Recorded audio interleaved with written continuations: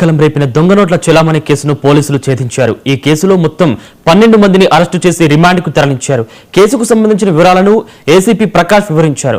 నిందితులు Luxettipet Indian oil petrol బంకులో 3 500 నకిలీ నోట్లు ఇచ్చి అక్కడి నుంచి పరారైనట్లు చెప్పారు.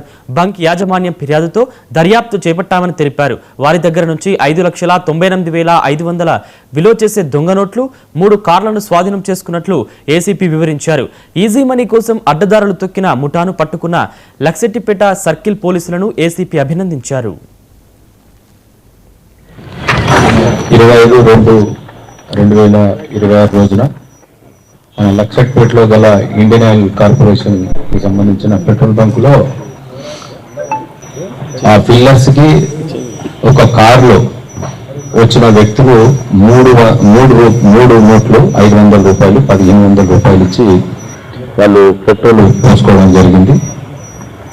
పోసుకొని వెళ్ళిపోయినారు. వెళ్ళిపోయిన తర్వాత ఆ పోసిన ఫిల్లర్స్ ఎవరైతే ఉన్నారో ఒక మమత అనే లేడీ, తర్వాత సత్యనారాయణ, వాళ్ళు పోయిన తర్వాత అకౌంట్ చూద్దామని అది చూస్తూ ఉంటే వాళ్ళకు అనుమానం వచ్చింది.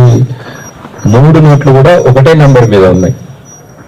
ఒకటే నెంబర్ మీద ఉంటే వాళ్ళిద్దరు కలిసి వాళ్ళ ఓనర్కి ఇన్ఫర్మేషన్ చేస్తే ఓనరు ప్లస్ ఈ సత్యనారాయణ వీళ్ళు వచ్చి మాకు 27th రోజు అంటే నిన్న దరఖాస్తు ఇస్తే ఒక కేసు రిజిస్టర్ చేయడం జరిగింది. ఇట్లా దొంగ నోట్ల దాని మీద.